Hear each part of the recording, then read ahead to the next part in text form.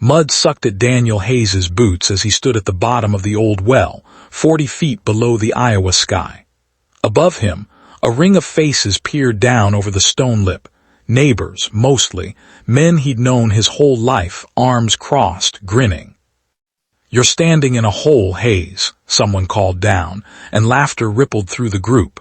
"A hole you paid good money to empty." Daniel didn't answer. He never did much talking, even less when men were laughing at him. His shovel struck something, not the dull clunk of limestone, a different sound, hollow, metallic. He went still. Slowly, he knelt and cleared away another layer of mud with his bare hands. A corner of blackened metal caught the light filtering down from above. He had no idea, in that moment, that he was about to uncover something his grandfather had spent 60 years making sure nobody found. If you're new here, consider subscribing, and drop a comment telling us where you're watching from. Stories like this one deserve to be shared with people who still understand what land means to a family. 3 weeks earlier, Daniel's well had finally given out. The pump wheezed, the water ran cloudy, and the yield dropped to almost nothing. For a farm running cattle through a dry Iowa summer, that was a serious problem. "Cap it and drill a new one," his neighbor Russ Kowalski told him over coffee at the co-op. "That well's older than both of us combined. Nothing down there but rust and regret." Most men would have listened. Drilling a new well wasn't cheap, but neither was wasting a season pulling apart a relic. Still, Daniel couldn't shake something his grandfather, Walt Hayes, had told him decades ago, standing at that same well with a hand on young Daniel's shoulder. "Some things on this farm were buried for a reason," Walt had said. "You leave the bottom of that well alone, hear me?" Daniel had been maybe 12 at the time. He'd never questioned it. Now, with his grandfather 10 years in the ground and the well dying anyway, curiosity finally won out over caution.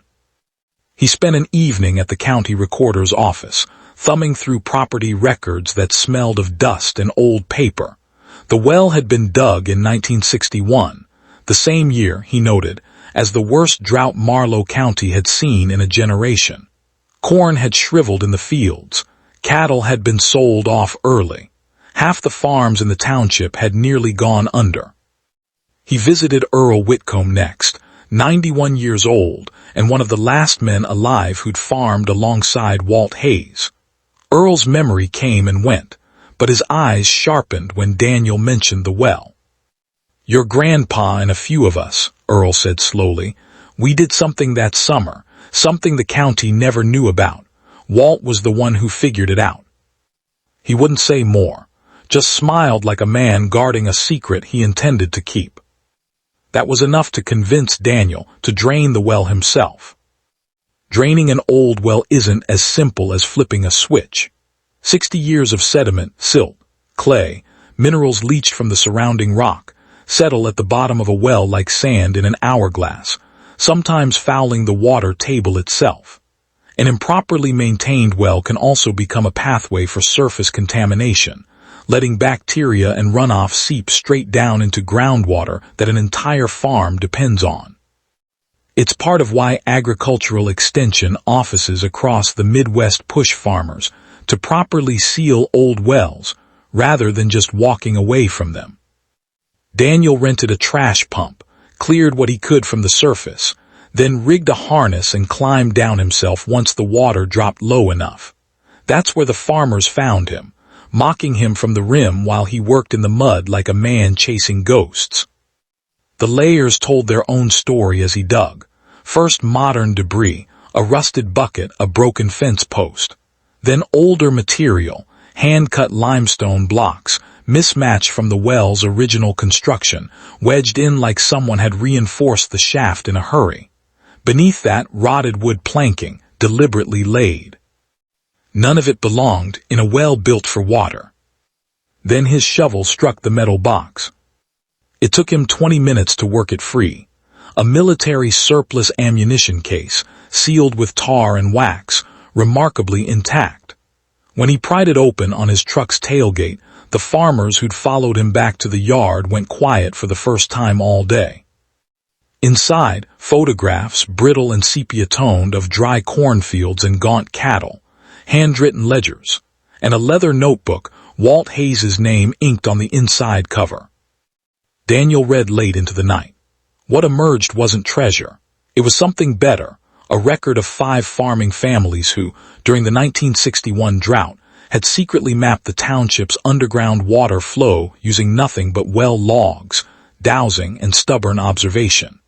They'd built this well deeper and smarter than county code required, then hidden the plans, fearing outside developers would drill the aquifer dry if the information ever got out. Walt hadn't been secretive, he'd been protecting something. Word spread fast in a small town. Within days, the same men who'd laughed at Daniel were standing in his yard again, but this time, hats off, reading his grandfather's notebook page by page. "Damn," Russ finally said. He knew more about this water table than the state does now. Daniel used what he learned to properly restore the well, reinforcing it the way his grandfather had intended, finally giving his cattle the clean, steady water they needed. At sunrise, fog still clinging to the fields, Daniel stood beside the well with his grandfather's notebook in hand. The water below ran clear now, 60 years after it had been sealed away for a reason only one old farmer had understood. Some inheritances aren't land or money. Sometimes they're buried 40 feet down, waiting for someone patient enough to dig.